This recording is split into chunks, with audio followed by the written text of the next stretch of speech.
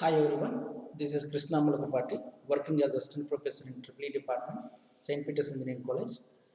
In this video, I am going to explain single phase, fully controlled bridge rectifier. Means there are two types of fully controlled rectifiers. So there are mid-type fully controlled rectifier. The second one is fully controlled bridge type rectifier. So we'll see bridge type rectifier with R load connected with R load, right?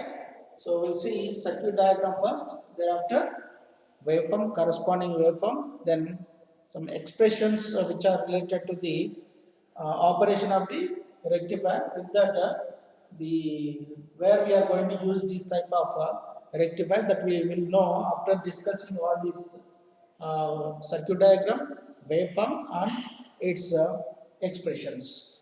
We'll see first circuit diagram, circuit configuration. So there are four thyristors that I am using in bridge model. So I am connecting in the way like this. This is my thyristor 1, thyristor 2, this is thyristor 2. So this is my thyristor 1. So I am taking one more arm like this.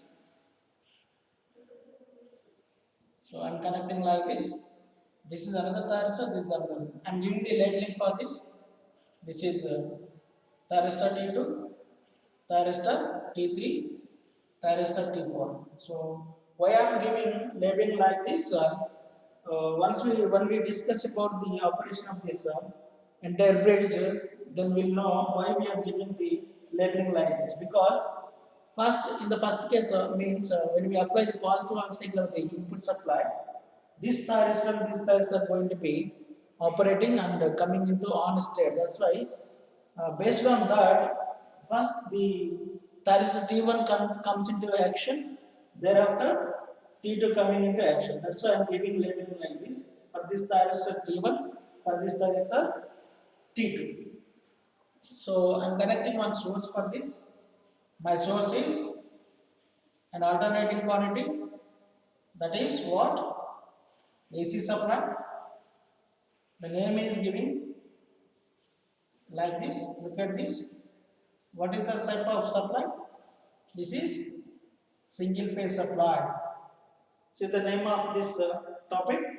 Single phase means what? To the bridge converter we are applying single phase supply. This single phase supply is converting into DC values, right? So what is the rating of this?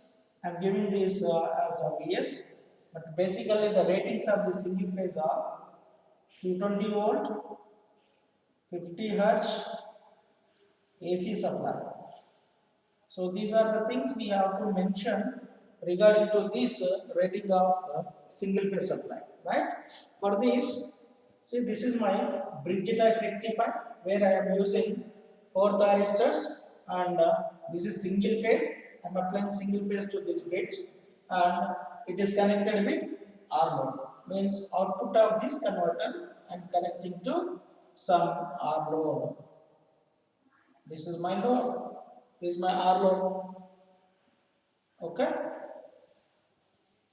R load. So current flowing through load is I naught, and voltage drop across load is V naught. It is very clear, right? Now I am giving the labeling for this. Suppose I am taking this as A, this as B for terminals of single phase supply. Okay, and we'll see of this operation. As I said, input supply is alternating quantity. I am applying sinusoidal waveform, means which is having both the positive half cycle and negative half cycle. So complete cycle means what? One positive half cycle, one negative half cycle. So now what I am doing is I am going to apply the positive half cycle of the supply to this bridge rectifier, and I am observing what is the current flowing and what is the voltage that is going to be developed across the load in terms of both waveforms and expressions. We'll see them one by one. So when I apply positive half cycle of this input supply, then what happened? I'm saying that this is going to be positive, this is going to be negative. So positive polarity is there for A terminal, negative polarity is there for B terminal. As we know, the source always delivering the current from its positive terminal, that is from A. So from A, the current is coming like this and entering into this node. Am I clear? Yes. So current is coming from A terminal because it is a positive terminal and entering into this node. See this, as I said, this is a node. There are three branches connected to that node, right? What is the KCL? What is the statement of KCL? The current which is flowing into the node is going to be equal to the current which is coming out from that node. Means what? This is a node, three branches are there. Sum of the currents entering into the node is equal to the sum of the currents leaving from that node. Means what? Only one current is entering into this, but there are two paths that the current will flow. There is a chance to flow the current in two ways. So let us see first this connection towards downward, towards T4. Towards T4, what happened? If the current is trying to downwards, what happened? T4 is in reverse bias condition. How we say that the T4 is in reverse bias condition? Very simple. So when we analyze this, it's very easy to understand that it is a cathode terminal of the P4 thyristor and this is anode terminal of the T4 thyristor. Okay, as we know, when you see the symbol of thyristor, these are the two terminals that we can see, right? Suppose the current is entering into cathode of the thyristor. What does it mean? Means what? Cathode is more positive than the anode. Cathode is more positive than the anode. As we know, thyristor is a passive element. What do you mean by passive element? What do you mean by active element? Active element is going to be giving a source, acting as a source, means producing some current values and solve the circuit, entire circuit. So that element is nothing but an active source, and active element what we call, and the passive element means it doesn't produce anything. It taking the values, taking the current values, taking the voltages developing across the element due to some other active source in the circuit. Means what? It is dependent element in the circuit, whereas active element means it is independent element is there in the circuit. Independent element always producing the amount of current which is required to that particular circuit and which is required to the element that we have in the circuit. Means what? There are thyristors on the load. These are some passive elements are there. We are connected in such a manner that, so based on the input that we are giving, so based on that, it's going they are going to be conducting. In this case, what happened? This is I am saying that this thyristor is a passive element, semiconductor element, and a passive element. Means it is dependent element. It depends on the input supply, whereas input supply is active source, which produces which is able to deliver the current to rest of the circuit. Like we can see when the cathode is more positive than the anode terminal of the thyristor, we can say there is a negative voltage applied, negative voltage developed across the thyristor, which means it is in reverse bias condition, doesn't conduct. And one more thing is that thyristor is a unidirectional device. Thyristor is a unidirectional device. It allows the current to flow in one direction only, not in two directions. Like that, what happened is going to be open circuited. It is going to be open circuited. If it is short circuited, then only the current will flow. Please remember these two things. One is open circuit condition of the thyristor. Other one is short circuit condition of the thyristor. In case of open circuit condition of thyristor, no current will flow through the device. Hence, the voltage across the thyristor will be the maximum voltage. Right? In case of short circuit condition, what happened is it allows the current to flow, and at the time current is maximum in short circuit, whereas the voltage across the short circuit is minimum or zero voltage. Please remember these things. These two are very important to analyze the entire power alternate configurations. Right? So there is no path to downwards for the current to flow. The other way is this way towards upward through the T1, thyristor T1, right? Look at the operation. Now what happened? As I said, what is this terminal of thyristor? This is anode, this is cathode. Anode terminal of the thyristor and cathode terminal of the thyristor. So what happened here? The current is entering into the anode terminal, right? Current is entering into the anode terminal. Then what happened? Anode is more positive than the cathode. Anode is more positive than the cathode. Then we can say there is a far positive voltage, means forward voltage is applied across the thyristor, which makes the thyristor to comes into on state from its forward blocking state. Hence, it allows the current to flow after becoming short circuit. After J2 junction of the thyristor is going to be breaks down, then immediately it comes into on state, means conducting state from its forward blocking state and allows the current to flow. Then current is coming like this through this device and coming out. This is my current direction through the device and entering into this node, right? So after that, what happened? Again KCL, because it is a node, and whatever the current entering into the node must flow in whatever the ways that we had, that the current is having here. After this, then there are two ways that make current to flow. So when we see this one towards T3, it become open circuited. It is becoming open circuited as same as T4 thyristor, because this is cathode terminal, right? This is a cathode terminal, this is anode terminal. Once the current flowing through, entering into the device through cathode terminal, which indicates what? There is a voltage that is going to be developed across the thyristor is in a reverse manner, means opposite polarities will be takes place across the thyristor and doesn't allow the current to flicker, because when we see the basic structure of the thyristor, in that condition, J1, J3 junctions are reverse biased condition and J2 junction is in forward biased condition. When the reverse voltage is applied across, means developed across, applied across the thyristor, which indicates what the J1 and J3 junctions depletion layers are going to be, the width of the depletion layers are going to be increasing in such a way that the current doesn't flow into through the device.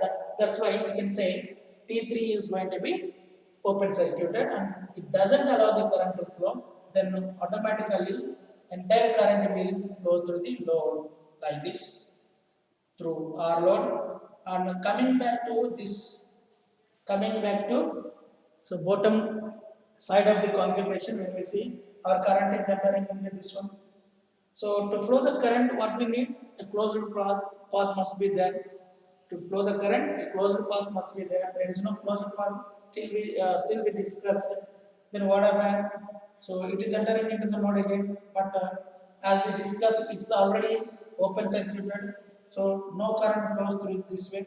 The only option is through T2. Only option is T2. We can say that when we analyze this thyristor T2 operation, what happened? This is going to be short circuited. As we know, this is cathode, this is anode. Once current is entering into anode terminal of the thyristor, which indicates what? It is in forward biased condition. Automatically, it's going to be short circuited and allows the current to flow. And thereafter, what happened? Current is coming like this, entering into B terminal of the device and having a closed path like this. Then we'll see what is the path of the current which is flowing in the entire configuration due to positive half cycle applied. That is, so from here it is starting. Thereafter, T1, T1 is going to be short circuited, and then it is entering into the load. After that, T2, then back to source, B polarity, then A. This is the way the current is flowing through the configuration. Due to that, what happened? It is having a closed path. It is for positive half cycle. So we'll see negative half cycle also. Then we can get some idea. Then we'll go for some waveforms, right? So when negative half cycle of the input supply is applied, then what happened? Now, so this is alpha varying from 0 to alpha varying from 0 to 180 degrees. 0 to 180 degrees. You can vary the alpha from 0 to 180 degrees, no issue. Right? Then after that what happened? I'm going to apply. This is my pipe. This is my pipe. Means what? You can vary the alpha value during the entire positive half cycle, no issue. After that what happened? Then you see, look at this. So when negative half cycle applied, then what happened? A terminal of the source is going to be reverse bias, means having the negative terminal. Then this is going to be positive terminal. Means what? So now the current is flowing from B terminal of the supply instead of A terminal. Right? We'll see the operation right now. So this is the direction of current now. This is the direction of current and entering into this node, right? So it is entering into this node here itself. So what happened afterwards? So then automatically the current is flowing here in two ways, this way and this way. Then what happened here? The current is flowing in reverse direction for this. Then this is going to be open circuited. Now what happened? T2 is going to be open circuited. No doubt it. Okay. There is no confusion in this case. It is going to be immediately opened due to the current flowing through opposite direction. Only option that the current is having to flow is through T3. Now what happened? Current is entering into A terminal of the T3. So what we say? So this, it is a forward bias condition, hence it's going to be short circuited and allow the current to flow. Then immediately current is coming to and entering into the node. Again, there are two paths that the current will having to flow. So what happens when we analyze this way? When the current is coming like this way and entering, trying to enter into T1, then it seems to be reverse bias condition. Then immediately it's going to be open circuited and it doesn't allow the current to flow in reverse direction as it is unidirectional device, and entire current is flowing through the load again in the same direction, right? In the same direction. When you see this one, it is entering into load in the same direction as same as the when we apply positive half cycle of the supply to the this entire bit circuit. Then automatically what happens? The current is coming like this and entering into this way, this node. But as we know, this since this T2 is already open circuited, then current is coming like this, entering into T4. So T4 is going to be now it's going to be short circuited. As we know that the current is entering into anode terminal of the thyristor, automatically it's going to be on. It allows the current to flow, and it is current is coming like this, entering like this, and back to source A terminal. Now we can say what is the current path? What is the current path for negative half cycle applying to the configuration? This is for, you can say, positive supply, positive half cycle, positive half cycle. Next path B, then T3, R load, then T4, then A, after that B. It is having closed path like this for negative half cycle of supply, negative half cycle, right? Okay, this is the way the output having the load current and load voltages due to the T1, T2 triggering between 0 to 180 degrees and T3, T4 trigger between 180 to 360 degrees. Please remember this. For every operation means what? The angle, the firing angle for T1 and T2 always it is 0 to 180 degrees. For it is T3, T4 it is 180 to 180 plus to 360 degrees. So in this case, we are going to trigger in the particular thyristors to avoid the mal-operation. Okay, so we will draw the waveforms for this entire circuit. So we got some idea how to draw the waveforms. What is the operation of this configuration? With that we will go for the waveforms. Okay, look at this.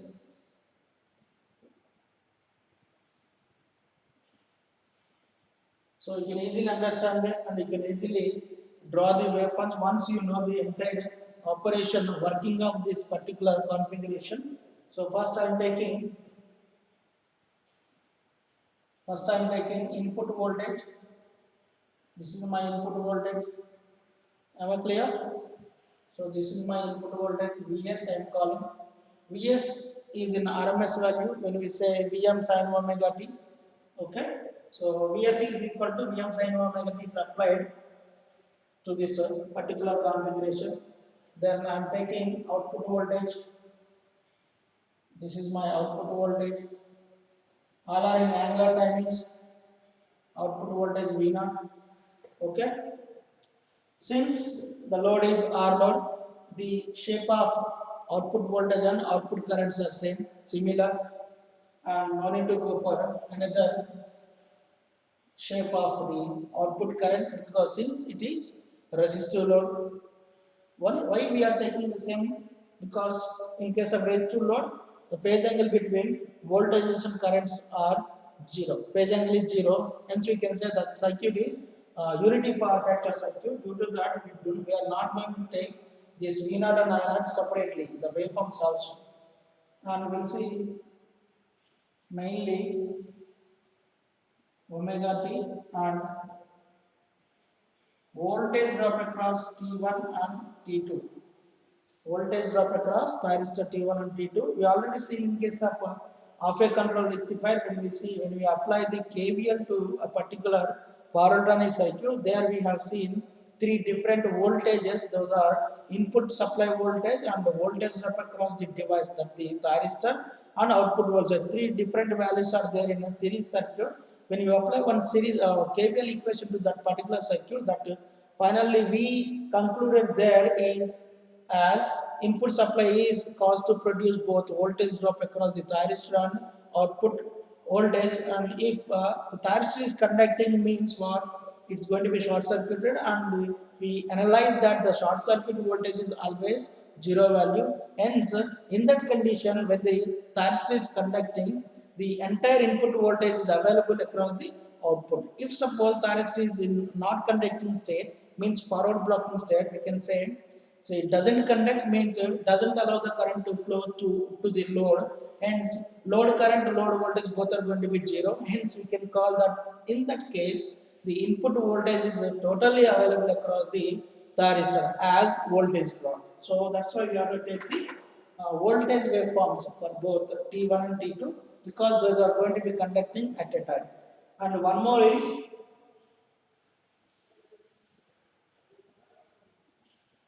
same voltage drop across T3 and T4. These are also important. Okay. And one more is lastly, can I have this? Right. Right. Lastly, we have very important one, line current or input current. Input supply current. I can say IS.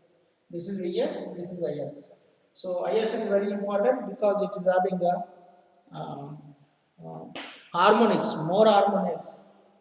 When it is reaching back to the source, it carrying not only fundamental signal, it's carrying harmonics also because of this is a semiconductor devices. Semiconductors are going to be operated, presented in the circuit.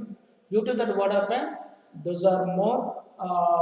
There is a chance to produce more amount of harmonics when these semiconductors are conducting. These are the basics, right? We'll see. First, I am taking positive half cycle and negative half cycle like this. Okay. So the drawing of waveforms will be very perfect after doing practice. Without practice, you people couldn't draw the waveforms perfectly. So that I'm asking you to do practice more. Hence, generally you can draw the waveforms very perfectly. Okay, like this.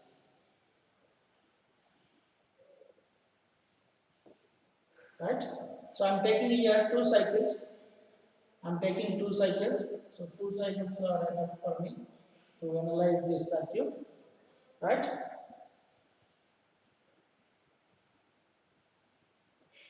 2 cycles I'm taking. Then this is my pipe. This is my pi. I'm taking pi here. This is 2 pi. Then 3 pi. Right? Draw the vertical line towards downwards and touches all x-axes toward touching all x-axis. Right?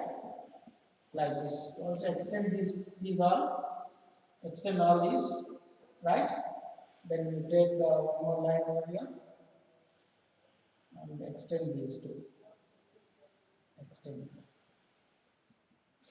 Right? I think it is not an issue to extend all these things like this.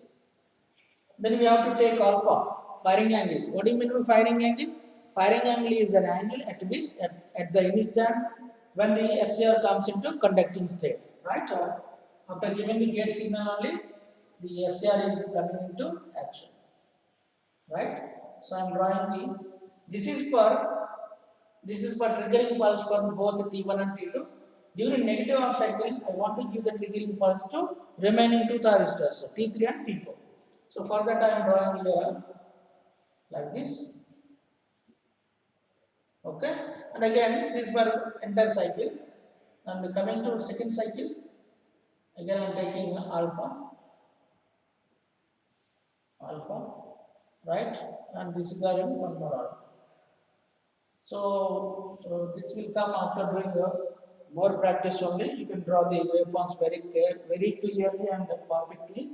And it is very important in case of power electronics to draw the waveforms. Not only waveforms and the expressions and working also very important. But when you draw the waveforms perfectly, then you can analyze the circuit very easily and you can easily write the expressions for the entire operation. Okay, we'll see how we are getting the output, right? So before triggering pulse giving to the thyristor T1 and T2 won't condense. Very simple. So during this position, our thyristor T1, T2 doesn't conduct. After giving the pulse, only it's going to be conducted and allows the current to flow. Allows the current to flow like this. Right? It's very easy to understand. So during this period, T1, T2 conducting. What is the current path? A, T1, R load, then T2, B, A. Like this, we have the current path.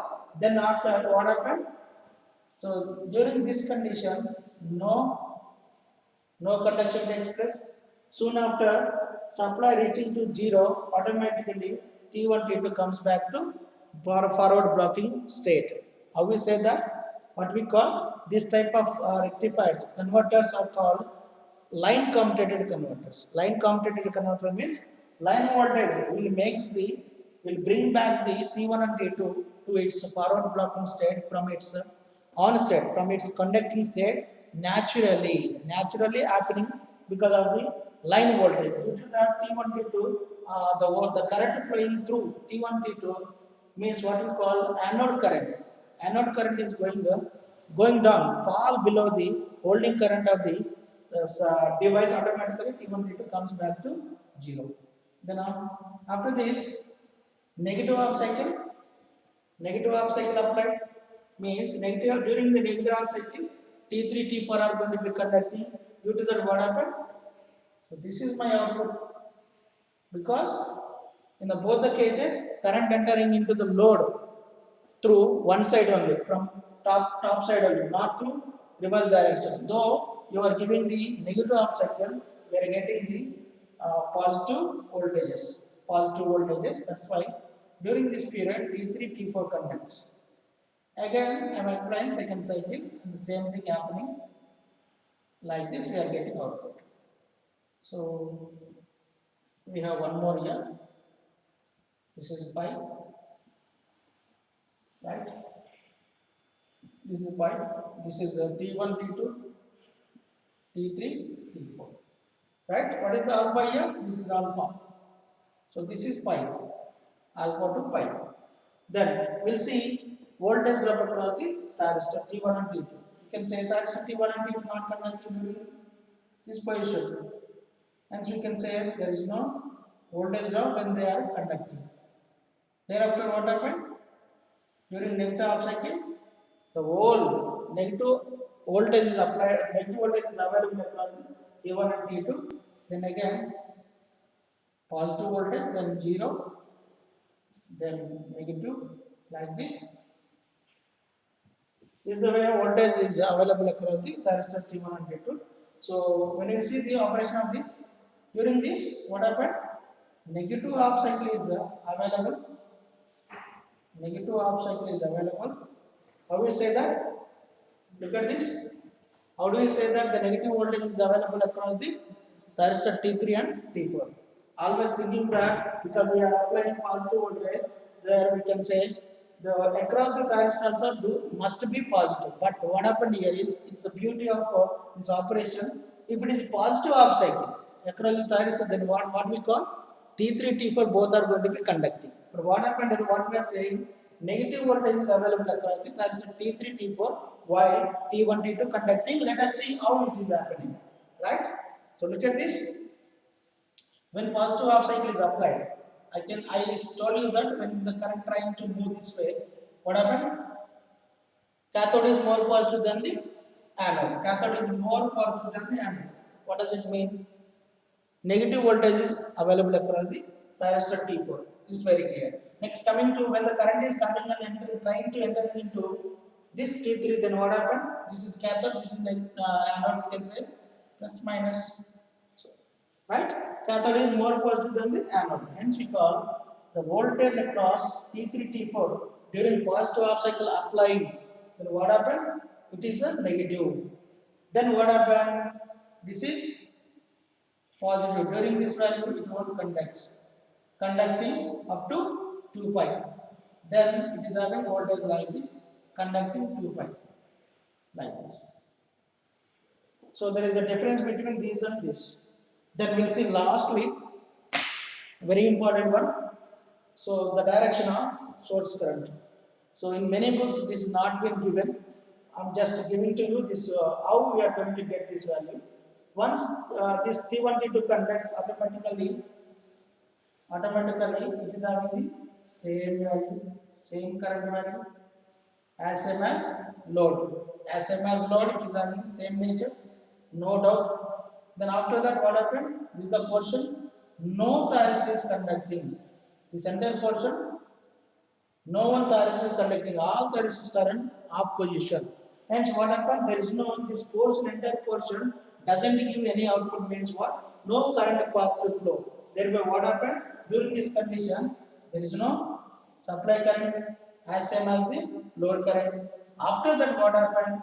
Current is coming out from this B terminal. Instead of coming from A, it is coming out from B terminal.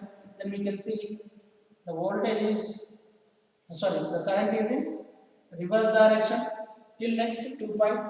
After that, no thyristor is conducting. Then what happened? T1, T2 conducting. Sorry. So T1, T2 conducting. Then T3, T4 conducting. Then like this. Look at this, the difference between the input source current and output current. Output current we are able to see in one direction itself only. But what happens in case of input source current? Input source current, it is taking positive side. When T1, T2 conducts, to flow the source current, T1, T2 helps to flow the current. This condition, T3, T4 conducts. T1, T2 conducts. T3, T4 conducts. So this is the way we can draw the waveforms from its operation. So next we'll see from the waveforms we can able to write the equation expressions. So there are four expressions that we need to basically remember and represent the operation of this one. Okay, first we'll see average load voltage, V average. V average, when we take 1 by t integral 0 to t Vs d omega t. This is the basic equation. So I am applying our circuit conditions for this one. So up to pi I am getting this value, means what? This portion is repeating for the operation. That's why entire time period is pi, and is going to be operating. This portion is nothing but alpha to pi. This is alpha to pi, right? So I am applying input signal, that is Vm sin omega t d omega t. I am just replacing the Vs with respect to Vm sin omega t. Just after doing all the things, we will get one equation for this, that is Vm upon pi 1 plus cos alpha, if I am not wrong. After doing all trigonometric method, applying trigonometric method and simplifying, we are getting this equation. So from this we can get V average. Thereafter we have to get the output average load current, that is IAG. This is I1, this is 2. IAG is equal to VAG by R. We can write like this: Vm upon pi r of 1 plus cos alpha. It's very easy to write. Once you know this one, it's very easy to write this one. The last but one is VRMS. Why we want to calculate VRMS? Because the output consisting of both the DC and AC values, what we call harmonics, presented in the output apart from the DC values. That's why. So we need to calculate RMS value for the output voltage. So for that we can able to write that the equation is 1 upon pi integral alpha to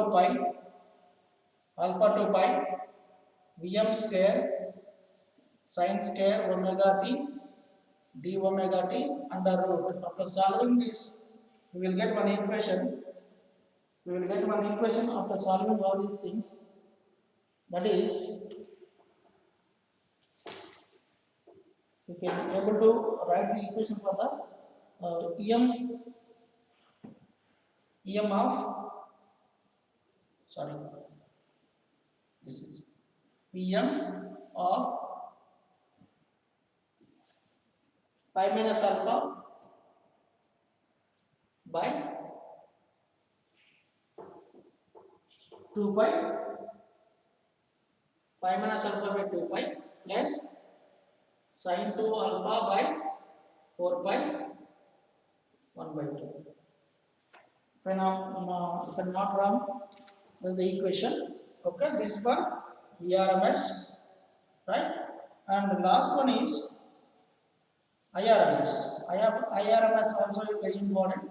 So this is nothing but Vm upon R, very simple. You can write like this, into pi minus alpha upon 2 pi plus sin 2 alpha upon 4 pi and 1 by 2. Right? We can write a few equations. Apart from these four, input power factor also to be calculated after getting the equations for output delivered to the load and input volt amperes, apparent power values and output delivered to the load. Once you got the equations for that particular power values, automatically we can able to find the input power factor. And so that's the thing about all about this single phase fully controlled rectifier with R load. We'll see in the next class. We'll see single phase fully controlled rectifier, but the load is RL load. Instead of R load, we are going to discussing about the RL load in the next video.